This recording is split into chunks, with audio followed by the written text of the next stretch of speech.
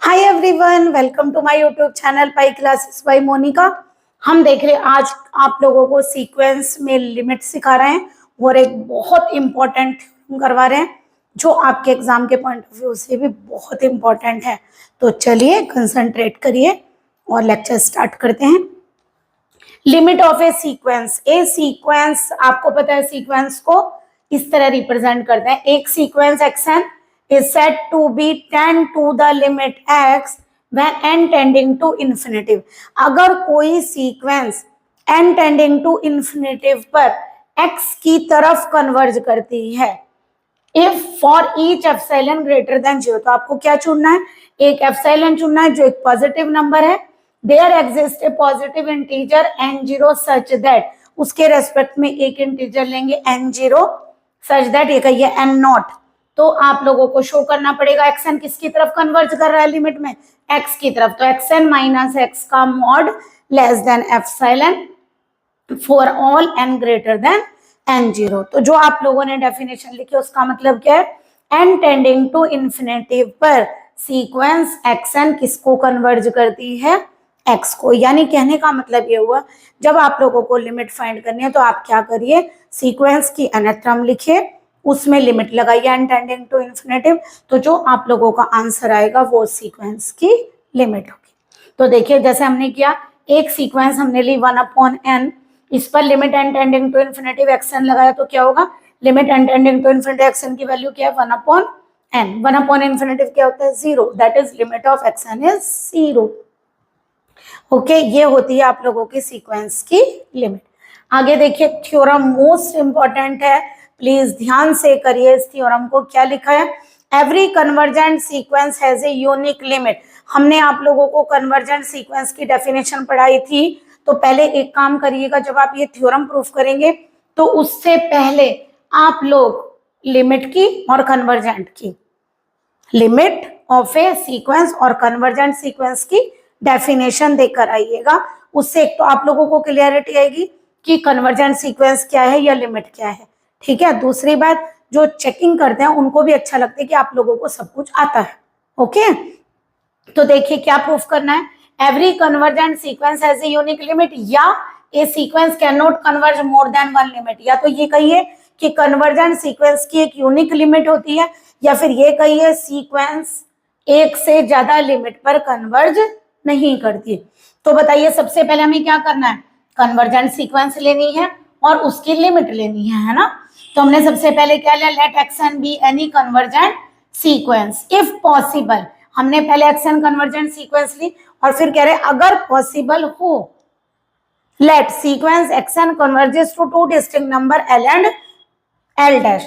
हम ये कह रहे हैं अगर पॉसिबल हो, तो हम ये अज्यूम करके चलते हैं कि सीक्वेंस xn दो नंबर को कन्वर्ज करती है, l एंड l डैश, और दोनों डिस्टिंक्ट है, यानी एक तरह से इसकी दो लिमिट हो गई ना। तो जो आप लोग ये अज्यूम करके चलो अजम्पशन, ये रॉन्ग आना चाहिए। ओके, ये अजम्पशन क्या आना चाहिए आप लोगों का? रॉन्ग। इसका मतलब क्या हुआ? देखिए, अब हमने सबसे पहले क्या लिखा? Two distinct number n and l dash, जहां पर l is not equal to l dash है ना। तो हमने क्या बताया, फिर दोबारा समझिए एक बार, कि एक सीक्वेंस है जो कि कन्वर्जेंट है, हमें दिखाना है उसकी लिमिट यूनिक है। तो हम एक काम करते हैं, हम मानकर चल रहे हैं पॉसिबल, यदि पॉसिबल हो तो हम ये मान लेते हैं कि इसकी लिमिट सिंगल यानी यूनिक नहीं है, बल्कि दो लिमिट है इसकी, l और l डैश, यानी कि ये दो नंबर को कन्वर्ज करती है, l एंड l डैश को। और l l डैश के इक्वल नहीं है, क्योंकि इक्वल भी तो नहीं होना चाहिए ना। अब हमने क्या किया, हमें क्या चाहिए होता है? देखिए एप्सिलॉन हमेशा क्या चूज करते हैं? एक पॉजिटिव नंबर। तो मुझे एक बात बताइए, l और l दोनों डिफरेंट है, जीरो तो कभी होंगे नहीं। l में से l डैश को माइनस करिए, अब हमें नहीं पता l बड़ा है कि l डैश बड़ा है, इसलिए हमने क्या किया? इसका मॉड लिया। तो बताइए मॉडुलस तो हमेशा ही पॉजिटिव वैल्यू देगा, तो l माइनस l डैश का मॉडुलस क्या हुआ? पॉजिटिव। तो हमने मान लिया, इसका मतलब जो हम एप्सिलॉन ये अज्यूम करके चले हैं 1/2 l माइनस l डैश, तो जब ये पॉजिटिव वैल्यू तो 1/2 करने पर भी तो पॉजिटिव आएगी। तो हमने अज्यूम कर लिया कि माना epsilon equal to 1/2 modulus of l minus l dash ले लेते हैं। ठीक है, अब एक काम करिए, डेफिनेशन लीजिए लिमिट के अकॉर्डिंग। हमने कहा sequence xn converges to l।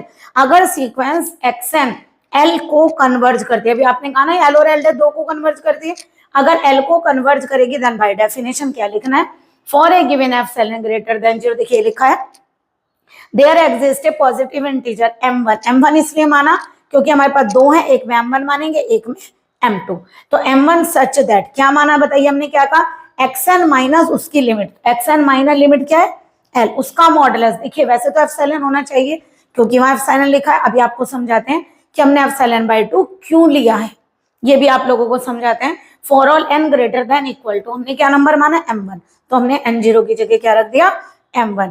अब हमें क्या दिया गया, all the sequence xn also the sequence xn converges to l dash. अभी आपने क्या माना, सीक्वेंस l को कन्वर्ज करती है, अगर सीक्वेंस l डैश को कन्वर्ज करती है then for a given epsilon greater than 0 there exist a positive integer m2। फिर दोबारा डेफिनेशन ले रहे हैं, m1 की जगह क्या लिखा m2 such that xn minus l dash का मॉडुलस, यानी जो आप लोगों ने सीक्वेंस ली है xn माइनस क्या किया, जो उसकी लिमिट है l डैश, उसका मॉड हमेशा लेस देन एप्सिलॉन होना चाहिए। यहाँ भी हमने बाय 2 लिखा है, अभी बताएंगे आप लोगों को आगे कि क्यों लिखा है।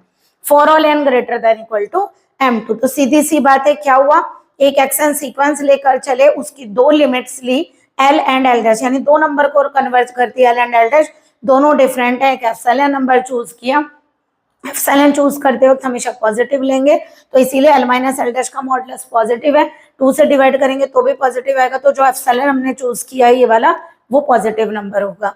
डेफिनेशन लीजिए, क्योंकि xn अगर l को कन्वर्ट करते हैं तो डेफिनेशन से xl माइनस l का मॉड लेस देन एप्सिलॉन, यहाँ हमने बाय 2 लिया है वो बताते हैं अभी। इसी तरह अगर l डैश इसकी लिमिट है तो xn माइनस l डैश का modulus less than epsilon by 2। अब देखिए एक नंबर आपने m1 लिया, एक नंबर m2 लिया, अब हम दोनों के अकॉर्डिंग अगर ये कह दें कि इससे बड़ा नंबर ले लेते हैं तो हमने क्या किया, m को चूज कर लिया मैक्सिमम ऑफ m1 m2, इन दोनों का जो मैक्सिमम होगा वो नंबर हमने m चूज कर लिया। इसका मतलब अब ये जो दोनों डेफिनेशन है वो केवल n greater than equal to m पर हो जाएंगी, अलग अलग थी ना, ये m1 पर और ये m2 पर, तो हमने लिख दिया xn माइनस l का mod less than epsilon by 2 और xn माइनस l डैश का mod less than epsilon by 2 किस पर हो गया, n greater than equal to m पर। ओके, मुझे दिखाना क्या है कि l माइनस l डैश ये इक्वल होनी चाहिए, तो देखिए कैसे दिखाएंगे, मैंने लिया l माइनस l डैश लेकर चली हूँ, तो l माइनस l डैश कितना आ गया, मैंने xn ऐड किया, xn सब्ट्रैक्ट किया, क्यों, क्योंकि मेरे पास किसकी वैल्यू xn माइनस l और xn माइनस l डैश की। ओके, तो मैंने क्या किया, इनमें से माइनस कॉमन लेना पड़ेगा तभी xn माइनस l बनेगा, ये xn माइनस l डैश हो गया। देखिए हमें एक थ्योरम आती है कि mod a plus b less than equal to mod a plus mod b, ये होता है, तो यानी कि हमने इसका अलग मॉडुलस किया, इसका अलग, अगर आप चाहें तो दो एक लाइन और भी बढ़ा सकते हैं, क्या कि ये माइनस है, देखिए माइनस जब हम मॉड में ले रहे हैं तो हमने उसे पॉजिटिव कर दिया डायरेक्टली, क्योंकि अगर हम मॉड ऑफ माइनस एक्स लेंगे तो वो x ही आएगा ना, क्योंकि -1 का मॉड तो +1 हो जाएगा, xn minus L xn minus L. अब देखिए अगर आप ये एप्सिलॉन और ये एप्सिलॉन लेते तो आंसर क्या आता, 2 एप्सिलॉन, ठीक है, और हम एप्सिलॉन लाना था हमें, तो इसलिए हमने क्या किया, यहाँ पर चेंजेस किए, एप्सिलॉन बाय 2 और एप्सिलॉन बाय 2 लेकर आए, क्योंकि हमारी डेफिनेशन क्या कहती है, लेस देन एप्सिलॉन। 2 एप्सिलॉन ले तो भी कोई प्रॉब्लम नहीं, अगर आप यहाँ एप्सिलॉन लेंगे और यहाँ 2 एप्सिलॉन आ गया नो प्रॉब्लम, तब भी कोई प्रॉब्लम नहीं, बट हम एग्जैक्टली एप्सिलॉन लेकर आए, इसीलिए हमने यहाँ पर एप्सिलॉन बाय 2 एप्सिलॉन बाय 2 लिया। अगर 3 होते, यहाँ 3 सम होते तो epsilon bye 3 plus epsilon bye 3 plus epsilon bye 3 ऐसे लेते ताकि एप्सिलॉन आ जाता। अब बताइए क्या वैल्यू निकल कर आई, देखिए ये क्या है, लेस देन है, हमने देखिए साइन वही चल रहा है, यहाँ देखिए स्ट्रिक्टली यहाँ इक्वल लगा हुआ है, यहाँ स्ट्रिक्टली लेस, तो देखिए यहाँ कहीं इक्वल तो नहीं है ना, तो हमने जब इसकी वैल्यू डाली तो यहाँ स्ट्रिक्टली लेस लगाया। अब ये बताइए एप्सिलॉन बाय 2 एप्सिलॉन बाय 2 को ऐड करके तो एप्सिलॉन ही आता है ना, तो आपने यहाँ कोई चेंज नहीं किया इसलिए इक्वल लगाया, ठीक है, ये इसके इक्वल है, बट यहाँ साइन यही वाला चल रहा है, यानी कि प्रूफ यही हुआ है कि mod of l minus l dash less than epsilon, क्योंकि साइन ये चल रहा है, इसकी value epsilon. Okay, next line में हम लेस देन एप्सिलॉन यहाँ पर नहीं लिख सकते थे क्योंकि इससे स्टेप कम नहीं किया हमने, ठीक है। अब चलिए इम्प्लाइज का मतलब आंसर आ गया l माइनस l डैश का मॉड लेस देन एप्सिलॉन। जरा एक मिनट देखिए एप्सिलॉन की वैल्यू क्या है, एप्सिलॉन की value 1/2 mod of l minus l dash. अब ये बताइए क्या ये नंबर और ये नंबर इसका हाफ नहीं है, इस नंबर से ये नंबर हाफ है तो ये ग्रेटर कैसे हो जाएगा, ठीक है, तो इसका मतलब विच इज रॉन्ग, ये तो पॉसिबल नहीं है, तो यहाँ लिखेंगे from equation A our assumption is wrong,